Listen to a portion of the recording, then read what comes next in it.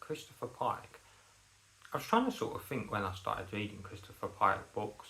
I will say, I know it was around teenage years. I'm going to say 12, possibly 13. I think it was around that age. I remember how I got into Christopher Pike books because basically I sort of exhausted a lot of the point horror that I was reading, R.L. Stein's Fear Street stories, his other books. The library didn't have any more in, so I was looking into the authors that were basically categorised in the same section, young adult. And yeah, I thought all Christopher Pike's books looked interesting.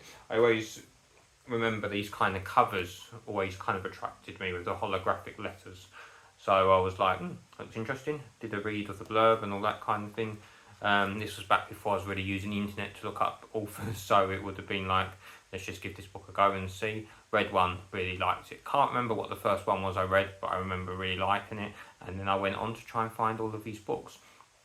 I haven't actually read all of his books, but I have read many of them.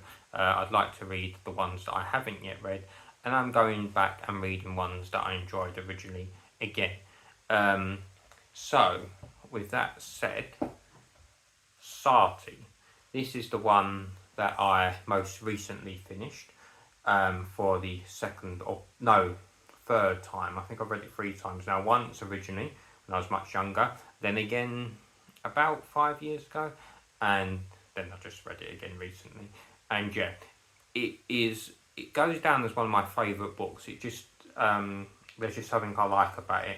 So yeah, the concept is good, and the way Christopher Pike writes it is good. It's a very clear read, a fairly easy read, but at the same time there's a lot of depth to it. It's written in an easy to understand way, but there's a lot of depth and there's a lot of interesting concepts and sort of moments that might make you think.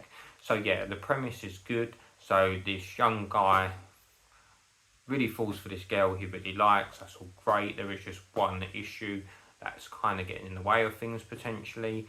It is that this girl, Sati, swears that she is Jesus, the Son of God. Now, you can imagine, just try to imagine that you had a partner who was suggesting such a thing. Yeah, that's quite a thing, isn't it?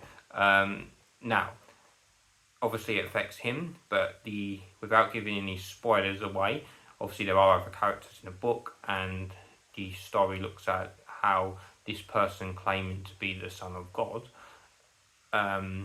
affects them, and how people react with this kind of news, with what's been said. It's very interesting. It's a very interesting take on it, and I really like it. I like the ending as well. I think it's a good ending. I think that Christopher Pike's books have a lot to say without ramming it, without appearing too one-sided and ramming it all and making it really heavy. It's not like heavily done, but it's done in a way that makes sense. It's the best way I can think to put it. It's a good balance. And it's a good balance, just the story as well. There are big themes that are looked at here and there, but you know, the characters, you can get into their stories and you can get into the story as it is as well. Yeah, so I'm not going to go into spoilers over what happens, but this is a really good book, so I do recommend it. Yeah, it is in my list of favourite books. Yeah, it's a good read. Yeah, the next one I'm going to be reading, and I've already started, as you can see the bookmark.